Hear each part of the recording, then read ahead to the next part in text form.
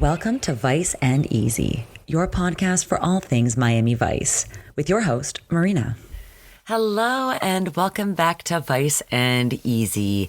As you can see, we've made a few changes around here. I did have very grandiose plans to make different changes for the podcast, but I was like, I'll just tweak it a little bit. I really wanted to do a new logo, a new cover. So you'll see new artwork as well when it pops up in your feed. So I just want to make something like a little brighter that grabbed your attention a little bit more and just gave more of a contrast. So I also want to be making pins. I've been saying this will be 4 seasons of me saying. Maybe I'll actually get around to that before we end this podcast. Because yeah, that is actually kind of the sad part, is that we are more than halfway done. And that hurts. That's sad. You know, sometimes I really do struggle to get through some bad episodes, but we're going to be getting through a lot of bad episodes for season 4 and 5. I'm going to try to view this as like a fun soap opera. So I hope that you join me along for the ride. We do have some very interesting episodes in season 4 and 5. Obviously, we're not going to get to the cinematic quality that we had in seasons 1 and 2, but let's just do it. Let's have fun with this. That's the whole point of a recap podcast. You watch, you get to have some laughs along the way and view the episode in a different light. So let's get into it.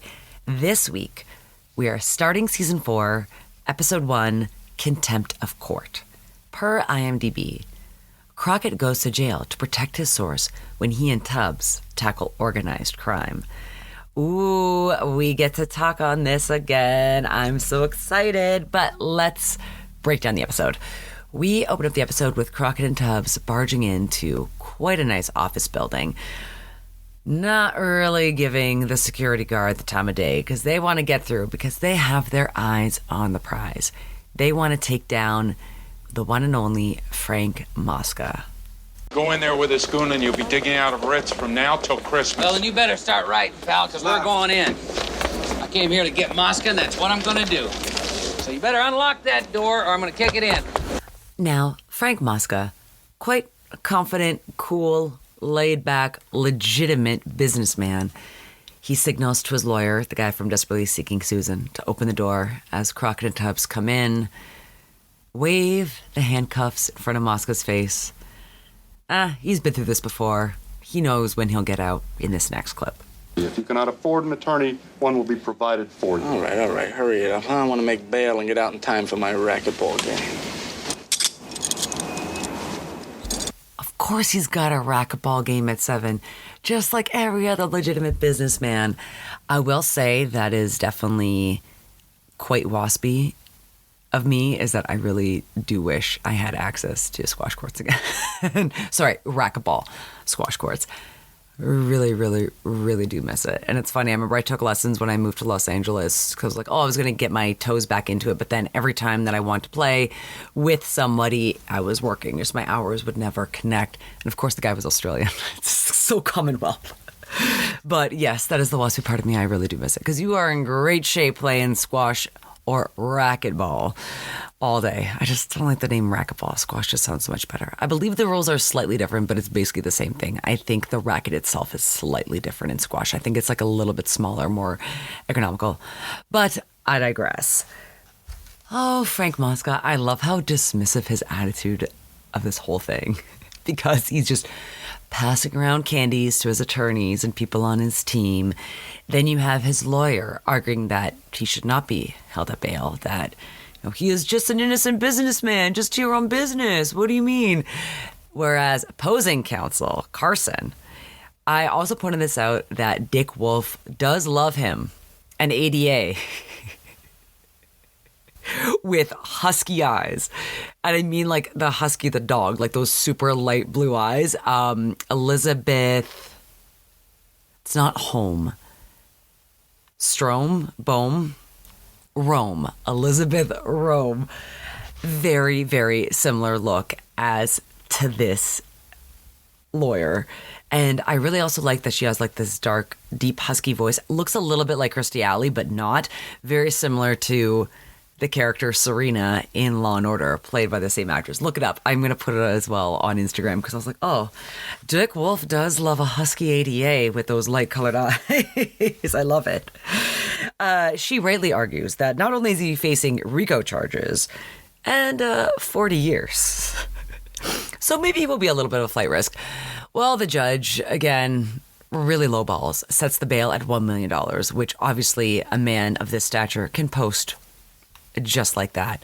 So naturally that didn't last long. So we cut out of the cold open and we are back at the precinct. It is a new season because Gina and Trudy, wow, they are bringing it.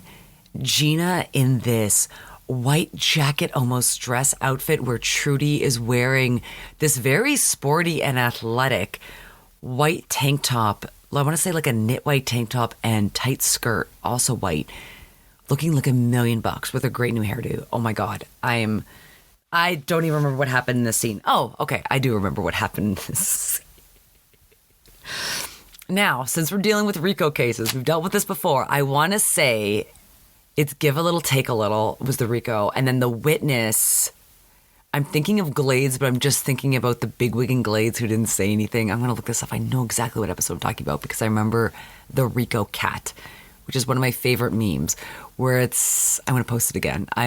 If you're a longtime listener, thank you so much.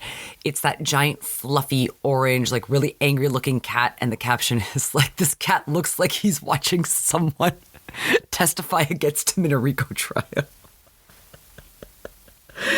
Oh my God. So yeah, it's almost like organized crime bosses have a habit of intimidating, paying off, or killing witnesses.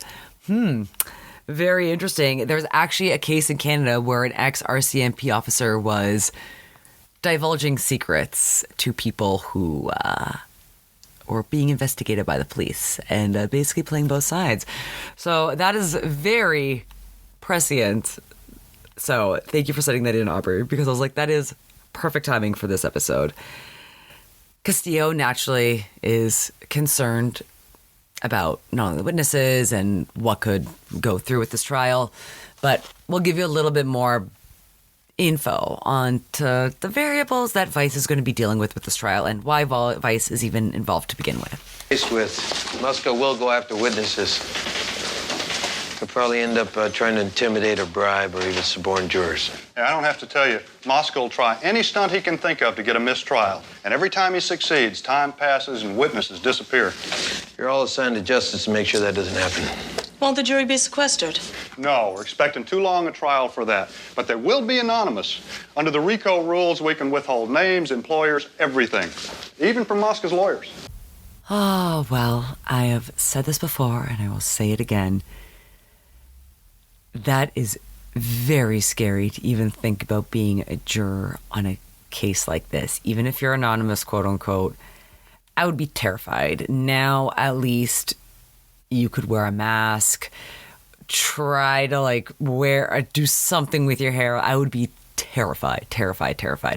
And they do explain later on in the episodes how they try to mitigate any chances of Mosca and his goons following them. But it's, I don't know, man. I hate to say don't snitch, because I remember in high school that was a really big thing where people didn't want to snitch because they didn't want to get killed.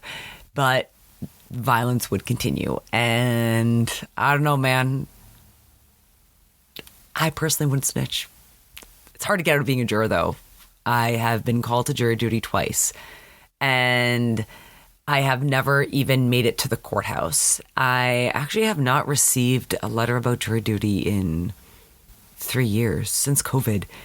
It was March 14th, 2020. It was like the 15th, I think, was a Sunday. Yeah, I don't know. So it was March.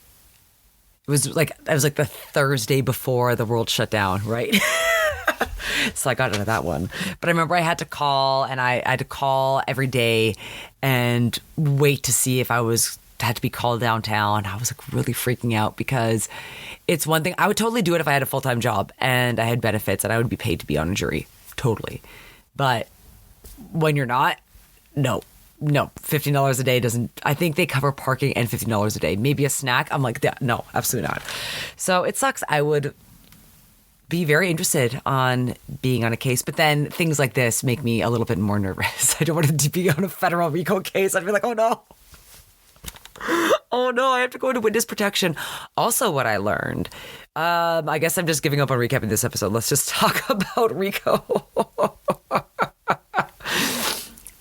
If you're in the witness protection program, they only give you limited financial support in the US and Canada. I looked at the math in the States and it works out to about $18.83 an hour that you get supported. So depending on where you're living, could actually, again, you usually don't move to a big city on witness protection. Usually you're in like a small podunk town. I just always think of Joe Dirt when Christopher Walken is the janitor and he puts him on TV because I forget what I think he like helps him with something and he's like, no. He has like the thickest Brooklyn accent.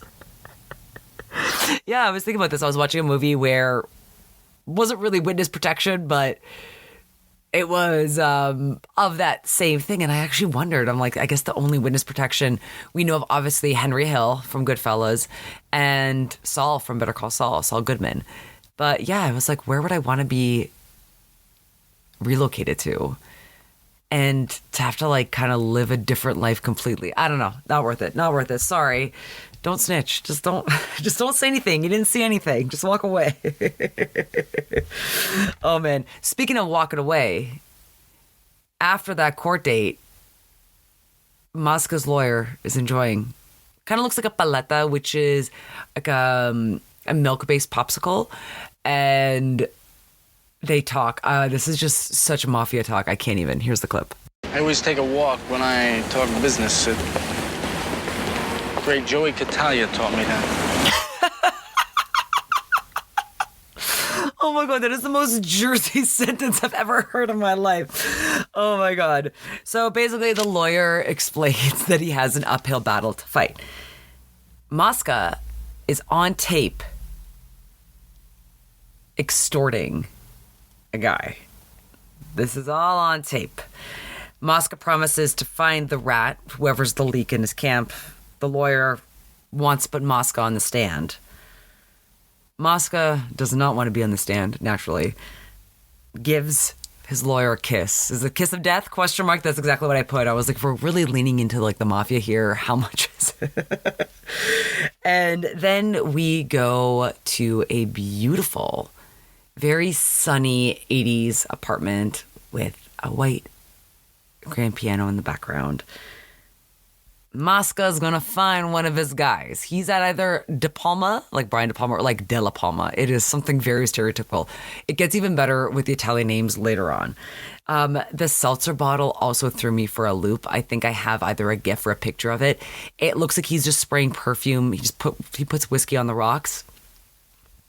Whoever, this De La Palma guy who's hosting Mosca, puts the whiskey on the rocks, and then there's like a seltzer bottle, and I was like, oh, it's seltzer. It took me so long. I was just expected seltzer to be in a bottle.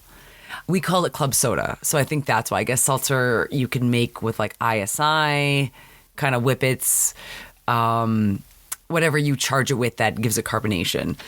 Sorry, wow, I am just not even giving y'all a recap this week. I'm sorry. Bye. I'll see.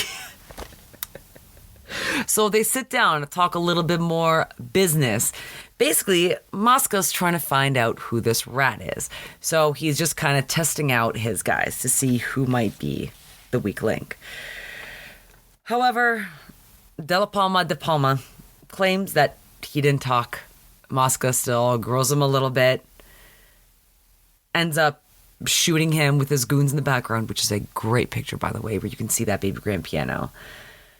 Shoots him anyway, leaves. Is he the rat? Who knows? Now Mosca is making another visit. He is going to Tommy's Boatyard, which is kind of like a not really well-maintained marina with a blue facade, to talk to another guy. However, he lets him know that he's trying to find this rat. I think maybe he thinks that he took care of the rat problem, but he still wants the word out that he's looking for this rat, this snitch. But instead of shooting him, they shake on it and he leaves. That's LOL, just shakes his hand and leaves. Now we are back in the courtroom. The lawyer Her real name is Meg Foster. In this episode, it's Carson. She's the one with the husky eyes. She looks amazing. Some of her outfits do not fly and make her look very matronly. This, chef's kiss. That silk white top looks like $1,000,000. Now, she and Crockett talk about the informant, whoever is, as they say, the linchpin in this case. They mentioned it earlier at OCB when they were talking to the feds and how important their informant is to this case. And important enough that Crockett would play tackle touch football on the beach while wearing the same suit from court, which is the white striped jacket and kind of like off-white pants. Okay. So he's talking to the snitch himself. He wants the snitch, the informant, to go into witness protection. However, as we've just learned, they're getting paid $80 an hour now. Who knows what they were getting back in the day? And he has a son who's in high school. So Crockett's also kind of using that to convince him to get into witness protection. However, this guy's adamant he's not going to do it. It's my kind of guy. You've earned it, Jack. Take the deal. You live with Muska, you die with Muska. I'm not going in any witness protection program and change our names and hide out in some podunk town for the rest of our lives. We're negotiating athletic scholarships with 3 different colleges. Terry deserves a shot. I'm gonna give it to him. That also does make a lot of sense, because if the kid would get pulled into witness protection, have to change his name and all that, would that also ruin his scholarship chances? Because you can't tell, you change your name, everything, so like your entire history would be wiped out. That would be really tough for the kids, so I understand. So after he talks with Crockett, Rivers, the snitch, the rat, talks to his son, and he makes it very ominous. He basically tells his son, like, hey, if anything happens, here you go. And the son obviously is like a little bit taken aback. His son is kind of like the off designer version of Benicio del Toro. It's like a very similar look. He does look very familiar, and I recognize him from Born on the 4th of July, and it seems that he retired quite a bit ago. His last acting credit on IMDb was NYPD Blue. So it's a neat little universe we have with Stephen Bosco. It just like Bochco. It just kind of like pops up with Stephen Bochco from Hill Street Blues, comes Miami Vice, and obviously Stephen Bochco went to NYPD Blue. So it's a little universe that we have here. What an interesting time. Now let's get back to the court. Back at court, the judge approves the prosecutor's request for anonymous jury, and he revokes Mosca's bail, worried that Mosca could, in fact, likely be a flight risk. Now, this anonymous jury is also very important because they are really trying to protect the lives of the jurors and stop any intimidation or payoffs of either the jury or witnesses. So at least in this way, this is one less variable they have to worry about. Frank Mosca, again, just one-liners all episode. Make sure I get the good cell. And I want a 35-inch stereo TV from the den. Lewis, call Giuliano's. Make sure they know where to send the veal cutlets. And again, who can blame him? Don't forget the cannoli. To be fair, who doesn't love a good cannoli? Now, that bail has been revoked. Mosca, again, he will be living the high life. You'll see in a little bit, as you can see by the cover art of this episode. But let's get back to the details of the trial. So, with RICO, it's all about establishing a pattern and identifying members of the family. And what sets RICO charges and a RICO trial apart from just other trials is, from what I can gather with my half-assed research, and this is also from the last episode I did, where I actually had the legal minute, you can pin underlings' crimes on the boss and then you can seize money and property from anyone who could be involved in this organization, prompting them, I don't want to say prompting them, helping persuade them to snitch. So listen, remember that when you hear this terminology that she uses. During this trial, you will hear the term crime family. When you hear the word family, substitute the word business. Because Muska Enterprises is a criminal business with a well-defined chain of command. Only it is a secret, sorted business. It has to be. For as we will prove, Frank Mosca's real business is loan sharking, stealing from the unions, and murder. Now, I totally did not write down or be cognizant of the fact that the jury and the courtroom starts laughing during her arguments, and it has to be a face or something that Mosca makes. I'm trying to figure it out. I do have a lot of great pictures of everybody involved in this trial. But I remember he is like kind of like unwrapping candy and like looks very kind of like whatever nonchalant when she does point at him when she's mentioning crime family. So I think that's it. Also, just please look at all the people involved in this trial. The hair on the guys in the stands, in the courtroom. The jury, there's one woman who has like very stripy highlights and very heavy eyeliner with a white blouse. It is just a hot mess. Now, remember how we opened up season 3 where they were not plotting, but they were basically staking out the sting operation to catch Liam Neeson and where his plans might be, and they were tracking him. And they had this clear glass board with the map of Miami on it. So they've brought this back. But now we're focusing on the courthouse and how we're getting the jurors in and out. I'll let Carson explain. Every day the jury uses a different drop point. Malls, public parking, the metro rail station. But Muska's guys can't cover everything. Well, let's not forget, they only have to get lucky once. That's why the two-phase system. Every juror gets an escort home. Any tails, and we stop the parade. No tails, he's clean.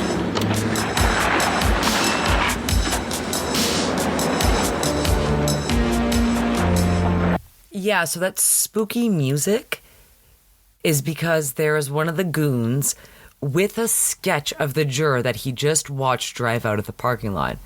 So obviously they're being tailed, but they're obviously a little bit smart about it and know how not to get caught.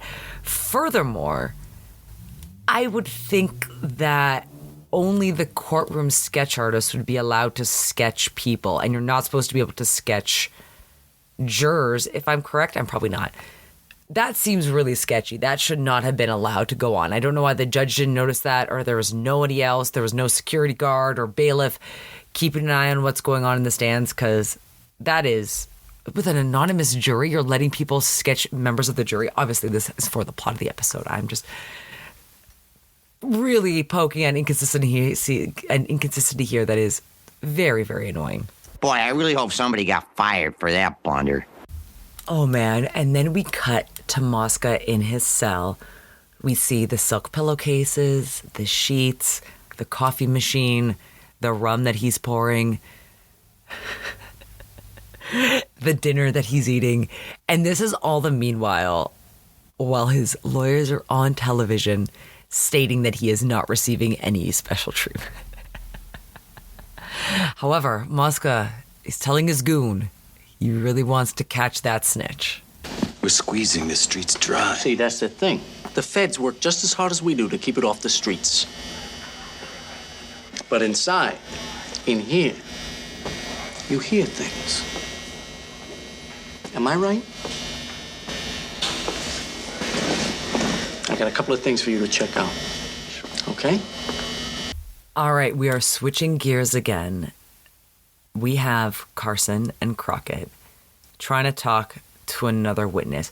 This was the guy that not only sat down for a deposition stating that Mosca was extorting him. Now he's changing his tune. So remember our other guy who got shot may have rattled a few cages. Surprise, surprise. Now this guy is singing a totally different tune, and I don't blame him. I was wrong.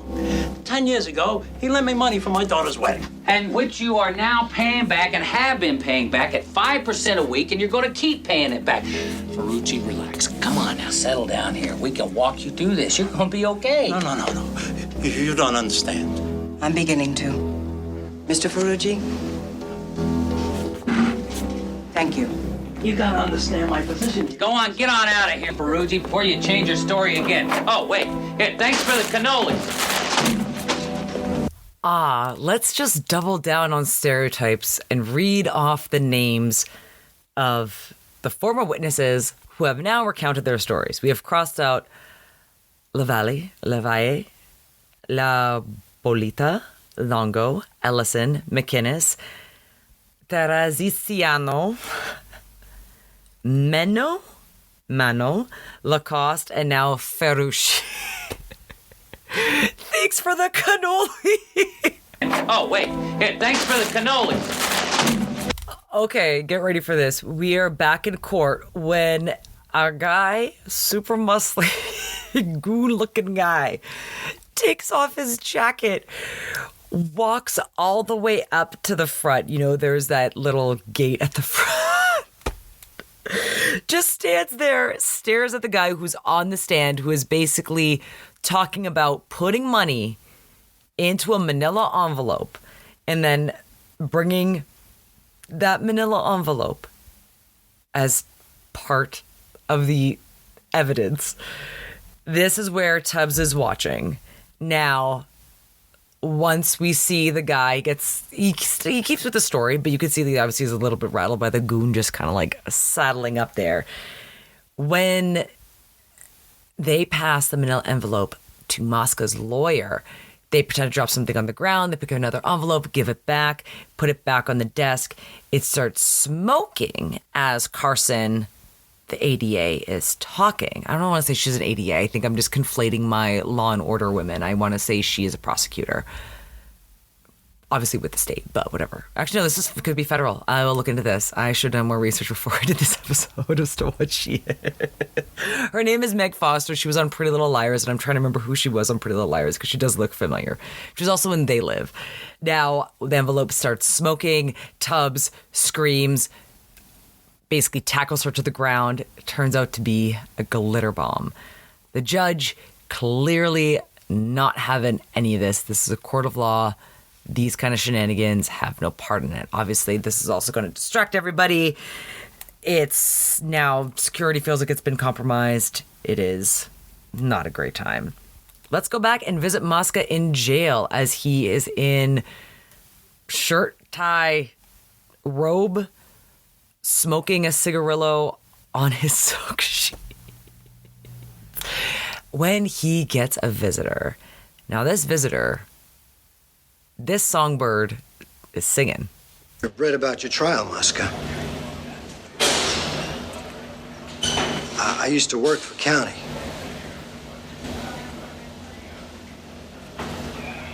Well, when I worked there, a detective in our unit was tailing a guy from your outfit. A guy named Rivers. Well, this detective, good friend of mine. Suddenly he's off the case. Seems this guy, Rivers, was busted over here in Dade. And snitched. Ex-officer criminal. This information is very valuable to me.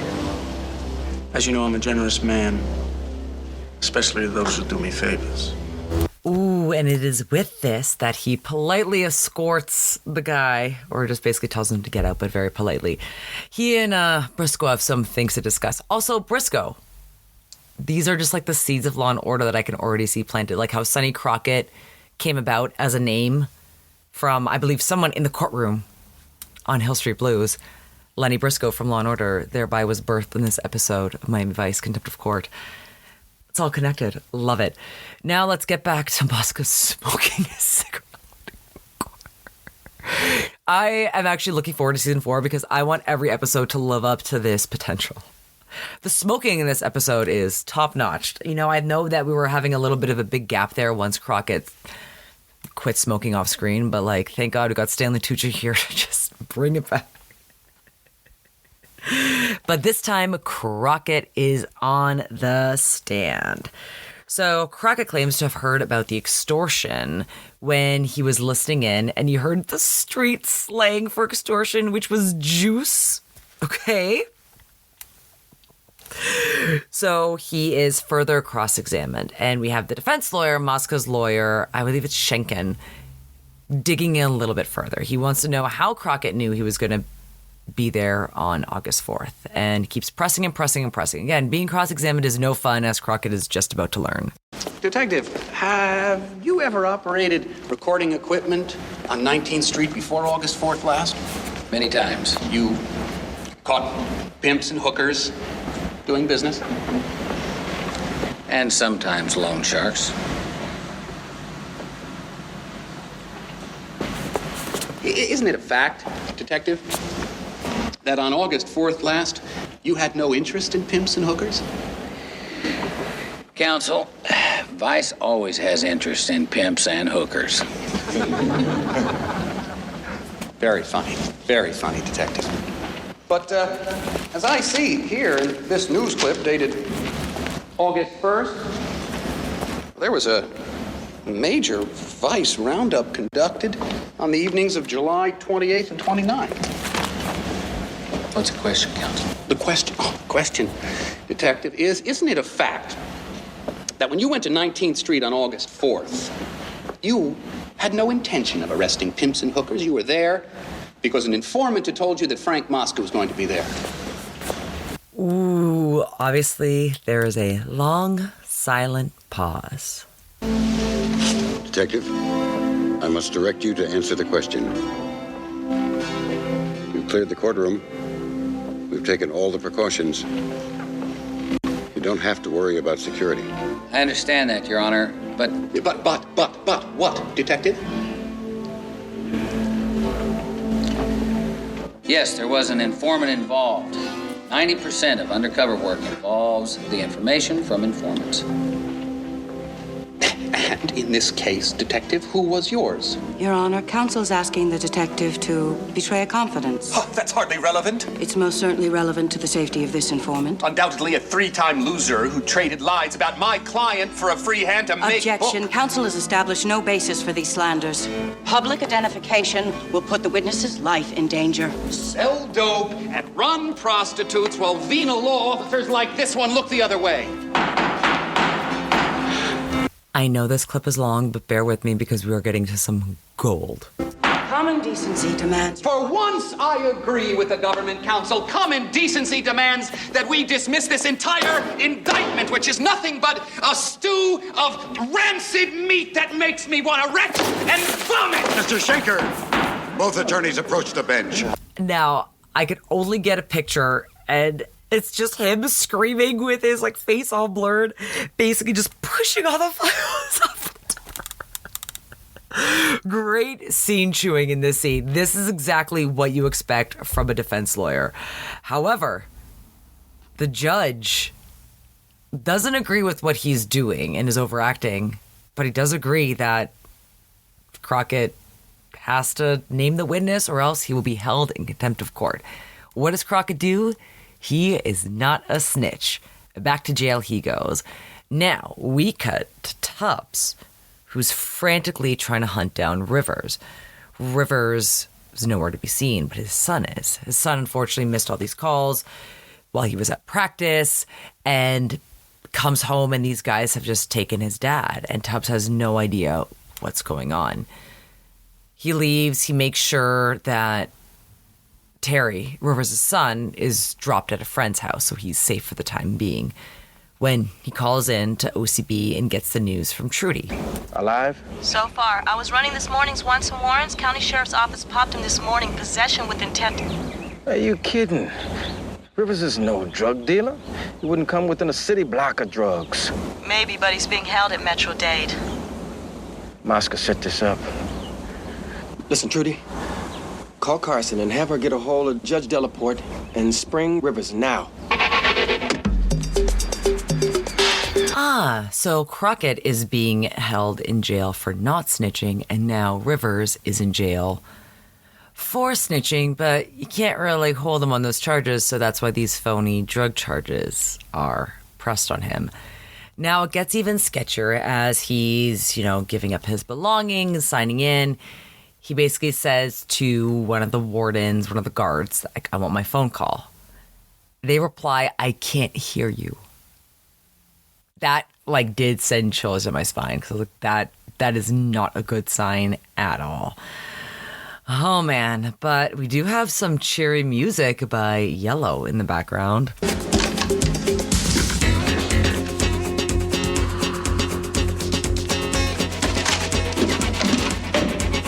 Cell 51D Black. Enjoy your stay, Rivers. That is Call It Love by Yellow, which is a very interesting song choice. So as Rivers is going to D Block and it's not looking good for him, Tubbs and Carson are cruising down to see Delafonte. I think it's Delafonte. I'm so sorry. Usually I have a better track of the characters' names. De Palma and Delafonte, it's just too much in one episode to go to him while he's just enjoying a regular day off with the family to sign for Rivers' release. Carson and Tubbs are basically able to convince him that these are bonus drug charges, that he's at risk, and that he is the linchpin of this case that they had talked about. He is the key witness. And he didn't show up before on the court documents because they didn't think they would need to name him or protect him. Now they have to. Now, when they get back in the car, everything has gone signed. Thankfully, the judge has signed off on it. Tubbs calls in to let Rivers go. They speed right down to the jail to get Rivers. They get there, and through the glass, they again ask for him and ask what the delay is. Crockett, running into some people he meets, a little interesting in jail. It's a lot of covers to keep. Hey, what happened? Did he catch that big fast boat of yours with some weight on it, maybe? Nah, I was having a little party and some narc crashed it. Busted me with the lousy 2 keys. You ready for that? Yeah, well, you showed up at the right time. There might be some fun in the old doghouse tonight. Yeah? What's the buzz, Mickey? What's going down? Some guy got brought in. Guy who snitched on Frank Mosca. Ooh, now that score sounds very, very ominous. And unfortunately, it does prove it to be. Crockett, knowing exactly who the snitch would be, is super concerned. And also, you can just tell in his head, what would Rivers be doing in jail? I just saw him a few days ago. And a little bit later after this conversation, Rivers is escorted by Sonny. And obviously Sonny is shocked. Asks him. And Rivers reply, oh, it's okay. RICO's downstairs. Tubbs is downstairs waiting for me. Passes by Crockett's cell. And then in the mirror, in that curved mirror, an inmate kills. I'm assuming it is a stab and choke situation or just a choking situation because you can see his feet raise up off the ground while the guard watches and nobody does anything. Crockett just watches his friend and his informant die right before him. Oh man, well, Sonny is sprung. I didn't exactly catch why, but I guess if the person you can't name is now dead, I guess that gets you out of contempt of court because now you can name your informant. And this is actually a really sad scene. However, Crockett's pants are so unflattering. It looks like he's wearing a diaper. Please, again, refer to the gallery to see what I mean in the descriptor notes because it is bad. He's talking to Terry. Terry, again, didn't know that Sonny was a cop. He is just really hurt and kind of feels betrayed. And, you know, he knows that his dad died trying to do the right thing and try to bring these charges against Mosca, but his father's still dead. His father's not going to see him graduate. His father isn't going to see all those sacrifices that he made for his son come to fruition because of this. However, at the end of their conversation, Terry remembers what his father mentioned earlier in the episode, if anything were to happen to him. And it turns out the information, the stuff that he was going to give his son, is all stuff on Mosca. So what do you think, Sonny? Can you get him with this? This is everything we need. Every record of every payment collected or paid to Frank Mosca. Oh, they've indicted the con and the guard responsible for Rivers' murder. We're gonna have any trouble getting this admitted, Alice? No, there won't be any problem with authenticity or relevance. This is one round our friend, Mr. Muska, is going to lose. And now, in court, the judge actually approves and allows this new evidence to be admitted into the trial, which, huge, and would again strengthen the prosecutor's case against Mosca. However, it's at this time Carson is handed a note. She opens it, she reads it. We have Sonny behind her in a cream eggshell, want to say cream sport coat, looking like $1 million, to be honest. I don't like the undershirt he's wearing underneath, but just that sport coat, chef's kiss. She reads the note. She asks for the jury to be excused.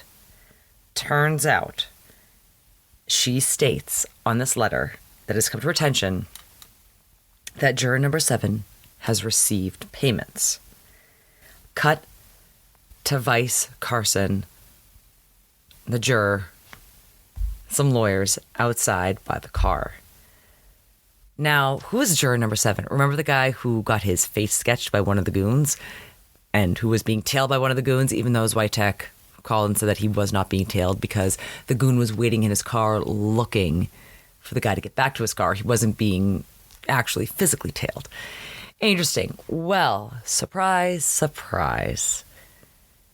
They have found a briefcase full of cash hidden underneath the floor of his trunk. Juror says he's never seen that money before in his life. However, doesn't matter. Still doesn't look good. Still looks like the jury's being paid off for receiving payments. Still could lead to a mistrial. Remember how early in the episode it's like all it takes is one? Switek, you were the one who dropped the ball. I thought we were watching. We were. But not close enough.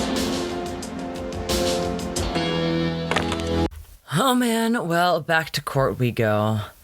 Now, the judge obviously knows what happened, but again, he can't prove it. There's no way to prove otherwise. So because of this, because of the planted briefcase full of cash in the juror's trunk, the judge has to declare a mistrial. And he does let Carson know that she can refile. However, we get Mosca looking great in jewelry, thanking God up there, super happy. His goons super happy. Him and his lawyer outside talking to the press. This is another knocked it out of the park quote. Don't bribe people. It's against the law. Oh, man. I would totally have given Stanley Tucci an Emmy for this performance. It is so bang on. I love it. Now, just as Mosca skips down the court steps, solo and free, with his goons behind him and his lawyer still fielding questions from the press, we hear someone yell. It's Terry, who has a gun and wants to avenge his father's death. This brings us back to not only the pilot with RICO and Calderon, but also to No Exit with Bruce Willis and his wife. As they're standing on the steps, Terry's up there, Crockett is trying to reason with him, trying to make it, and I understand where this kid is coming from. His father died. He gave them all this evidence that his father had compiled that would put Mosca away.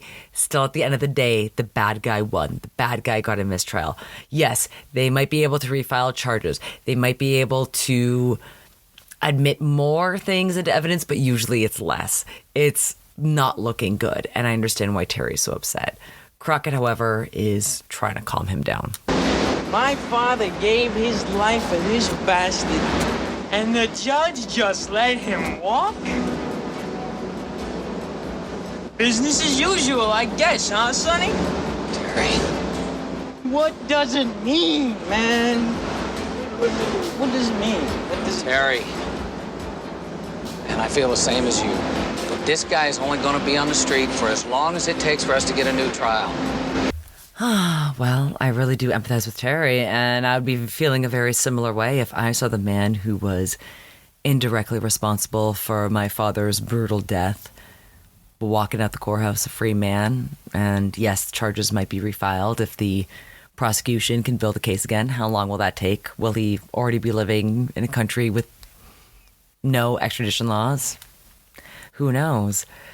As we wrap the episode, good and bad news. Terry fires his gun up in the air. Doesn't hit anybody. Mosca and his goons are okay. Crockett takes a line that I'm like, wait, is that just kind of like your play on Clint Eastwood here? Go ahead, Muska. Make it easy.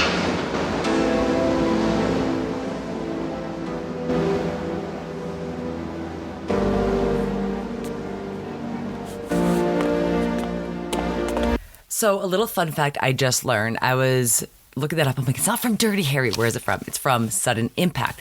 But it turns out that Make My Day actually kind of came about in the movie Vice Squad, which I was very lucky to see. I forget what it was, a double feature, but it was at the New Beverly. I needed time to kill. I think I was like, forget what it was, but I was just like, this is such a cheesy, wild movie taking place. It was like 1980, Los Angeles, Hollywood Boulevard. It was a ton of fun. And that's where Make My Day is credited with being first used on screen.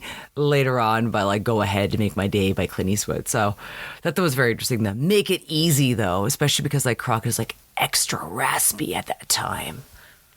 And then that's how we end the episode, with a bad guy walking away. And with that, we wrap up the episode. Let's get into fashion. Now, aside from Frank Mosca, who is basically winning in almost every category, best dressed male, best accessories, best interior decor, kind of with that jail cell, but I really gave it to the guy that he shot, De Palma, whatever it is.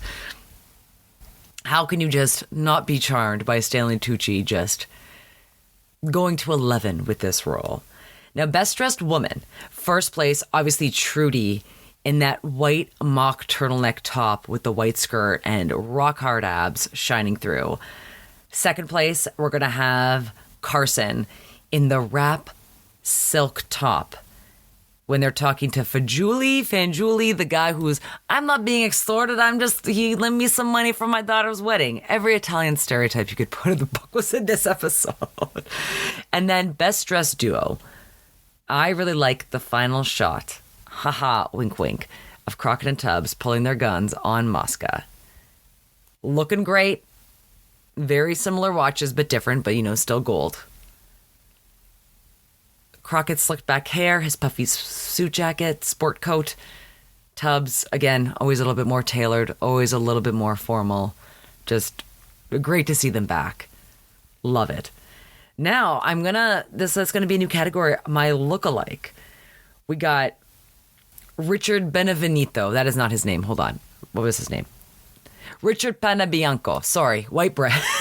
Richard White Bread. as kind of like, okay, you couldn't get Benicio del Toro this time because he's already in season 3. So we got this other kid just because he's so squinty in this one shot of him.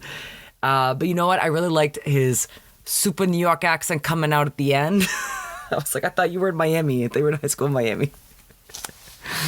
That's very funny. Just like, this does really just make me think of Joe Dirt. I'm probably going to watch that again tonight with Christopher Walken with like the super thick accent in like rural Louisiana working as a janitor because he's in witness protection.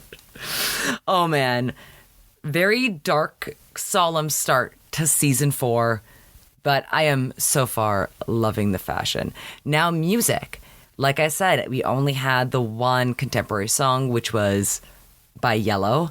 I did like the Jan Hammer score. I like the spooky, ominous score when Rivers is about to be off in his jail cell. Oh, and then I, without further ado, have the best quote of the episode. But before that, I just want to thank you all as we go into season 4 for supporting me, for telling your friends about me, for leaving me 5-star reviews, for subscribing. You can find me on everything social at Vice and Easy Podcast. And you can subscribe wherever you get your podcasts, on YouTube, on Spotify, on Apple, on Stitcher, on iHeart, wherever your podcasts. And if I'm not on your podcast platform of choice, let me know. Just contact me in the forum. You can find everything on the domain, and you can find everything in my link tree. I'm going to leave you with a nice, solid Italian stereotype of this episode. See you next week. Oh, wait. Here, thanks for the cannoli. Hey, man, Miami Vice is #1 new show.